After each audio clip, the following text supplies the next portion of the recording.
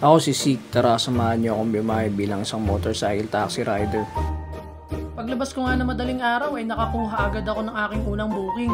Kaya dali-dali agad akong pumunta sa pick-up location para makuha ko agad ang aking unang pasahero. Nung pagpunta ko pala sa pick-up location nag-aabang na agad si ma'am sa kanto para daw hindi ako maligaw. Pagkabigay ko nga ng shower cap agad-agad ko na rin ay sakay si ma'am. Biyahe nga pala nito ay papunta ng Wells Fargo.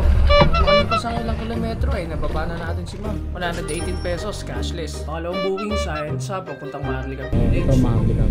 Doon, pababa yun, ha? Thank you, salamat.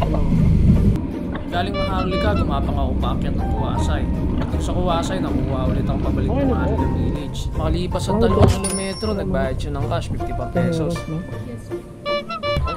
Pang-apat na booking, Central Signal, papunta ng Teros. Wala may nabal na oras? Anong oras mo kaya? Baka Makalipas ang 10 kilometro ng biyahe, naibaba ako ng ligtas si ma'am. Pagkatapos ay binayaran nga pala ako ni ma'am 158 pesos cash. Pagtawid nakakuha ako ng panimang buwing Teros papunta ng Grand Towers, Manila. Pagkatapos ng mabilis na biyahe, naibaba ko na si ma'am. Ang bayad niya nga pala ay cashless 63 pesos. Pang-anim na booking, Grand Towers, Manila, papunta ng URM Hospital. Pamasahe niya nga pala ay 99 pesos, binaboda niya ako ng 100, may piso tip, thank you.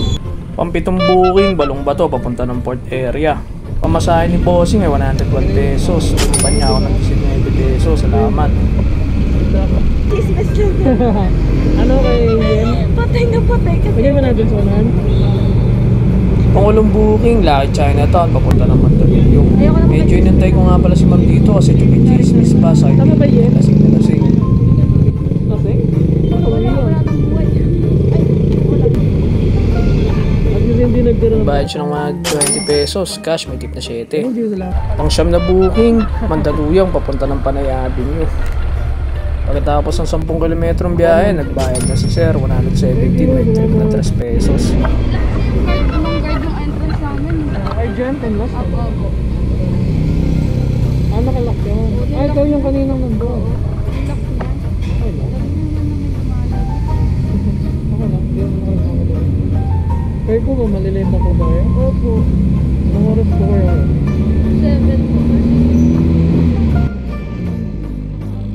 Umambon nga pala dyan, bali ang bayad niya ay cashless, 133 pesos. Pang-11 booking, Bacarac, papunta ng San Nicolas. Wala nga pala akong drop off video dyan kasi umambon. Bali ang pamasahe nga pala ni ma'am 60 pesos, tinapan ako 10. Pang-12 booking, Divisoria, papunta ng Lubiran. Pagkasakay, mabilis kami nakarating sa drop off. Pamasahe ni Bossing 98 pesos, may 2 piso tip. Pang-13 booking, Bimapa, papunta ng Malugay. Makalipas ang ilang kilometrong kwentuhan ay naibaba ko na si Bossing, nagbayad nga pala siya dyan.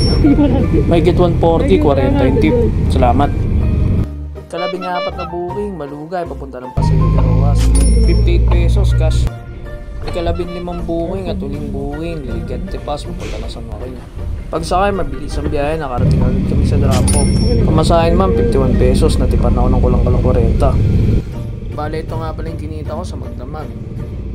May kita 1,000.